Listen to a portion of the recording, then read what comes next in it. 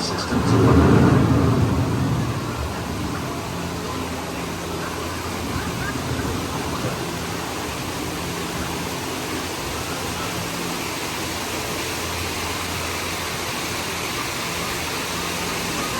One of those living systems is the rainforest, home to the most amazing concentration of life on our planet.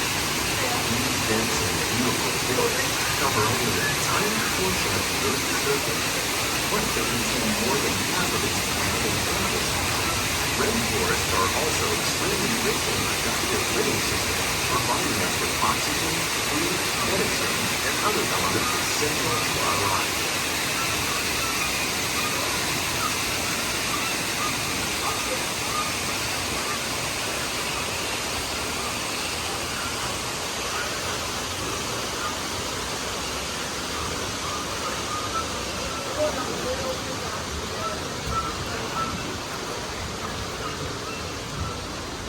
In the desert, nature has created a very different, but no less beautiful living system.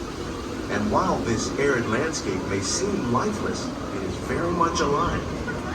The plants and animals that have learned to survive in these harsh conditions make use of what little water they can find and avoid the scorching rays of the relentless sun.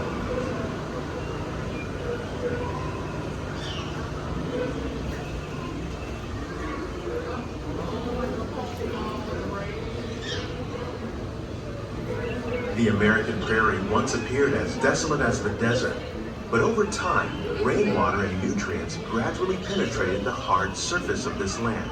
Even the hooves of the mighty buffalo helped create the rich soil that would one day become home to the American farm.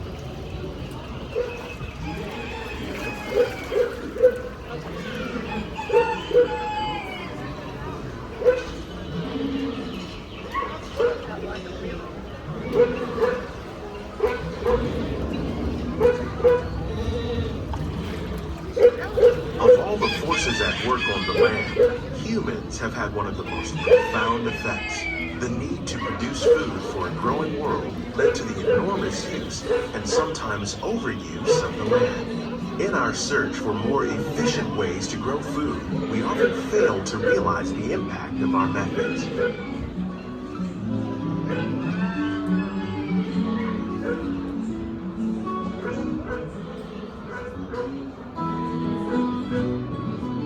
Today, we're learning to live with the land, discovering better ways to grow food that will assure both human and environmental well-being.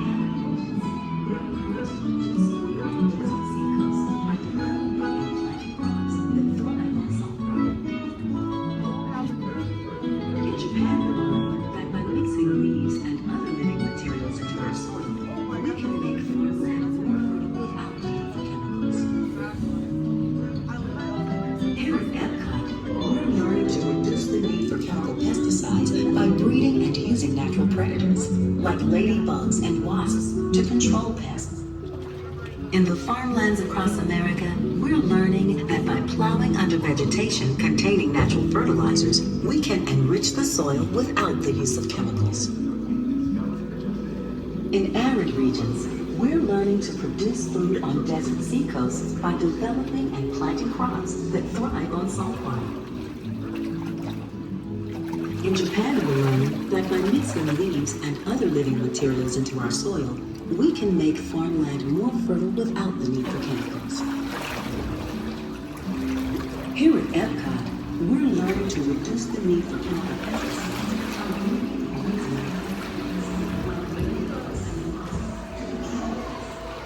How will we meet tomorrow's growing needs for food production, yet still respect the needs of the land? Some of the answers are being discovered just ahead.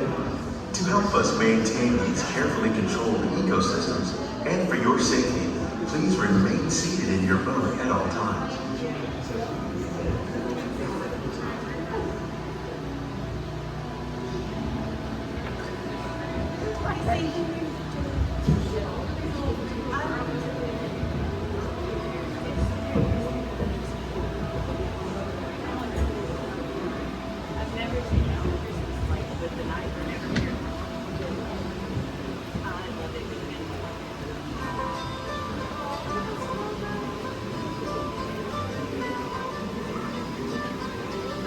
Welcome to our glimmering greenhouses, where scientists from Epcot and the U.S. Department of Agriculture illuminate the wondrous gifts we receive from the land.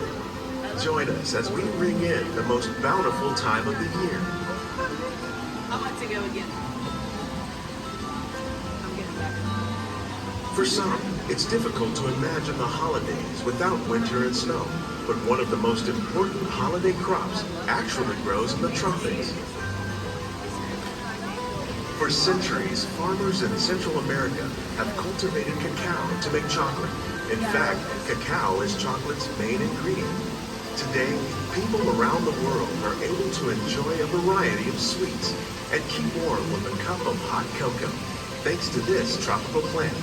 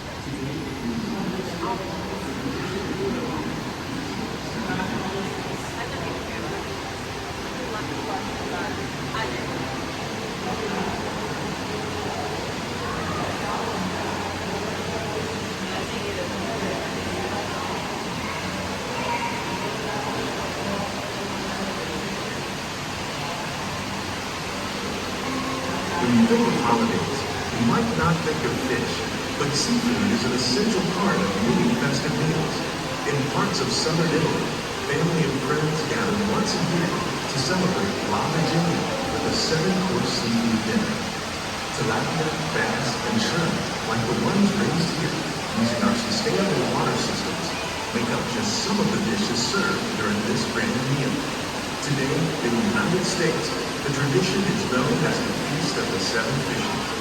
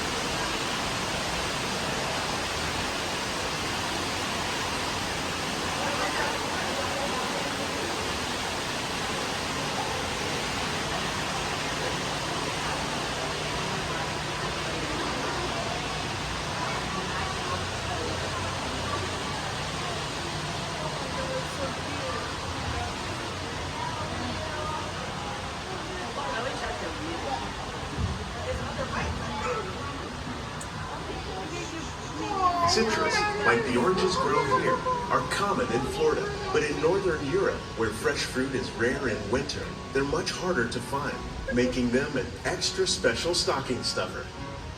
During Chinese New Year, these vibrant fruits are given as gifts of good fortune.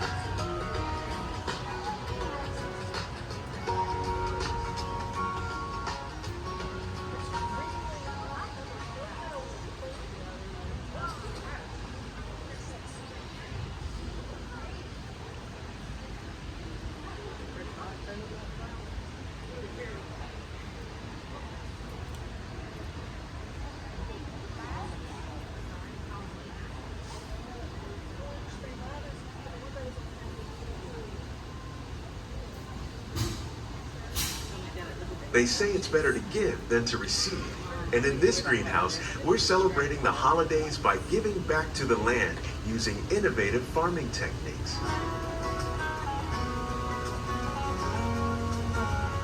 By recycling water, we can give plants rich nutrients.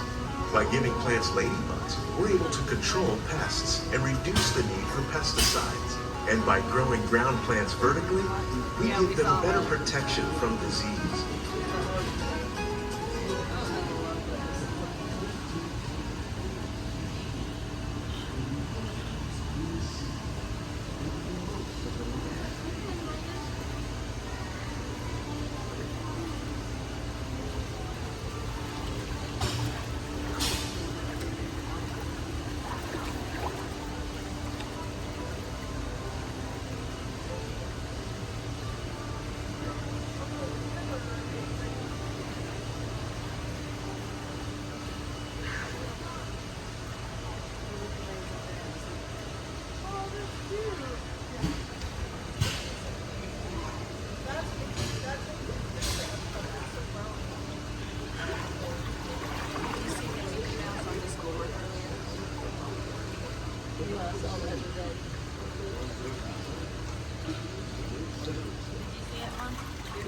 With these gifts, our plants can grow an abundance of festive vegetables. This greenhouse alone grows a bountiful 15 tons of produce each year. When we give more, we receive more, making the most of the land's green gifts. I just saw that one.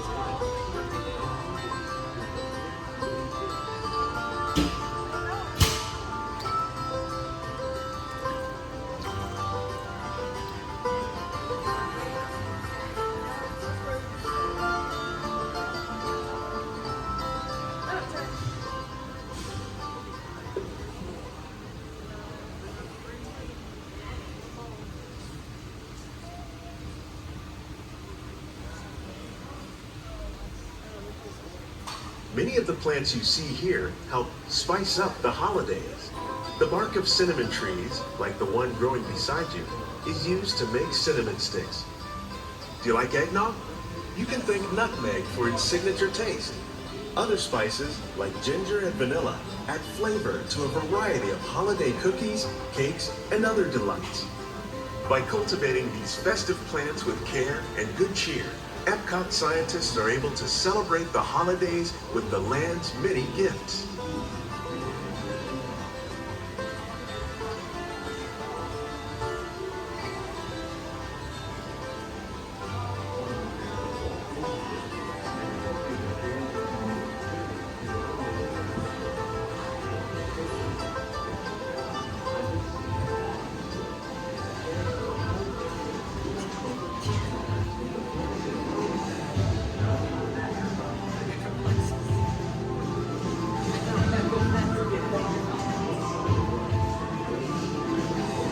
These greenhouses represent just a fraction of the work being done worldwide to produce bountiful harvests for our growing population. Scientists, farmers, and even backyard gardeners are doing their part to improve the quantity and quality of foods that we all rely upon. Together, we can continue to find more ways to increase food production and protect our precious natural environment. Only then will we truly be living with the land.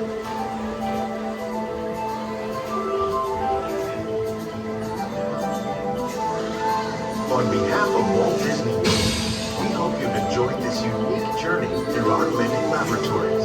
If you'd like a closer look, then check out the behind-the-scenes walking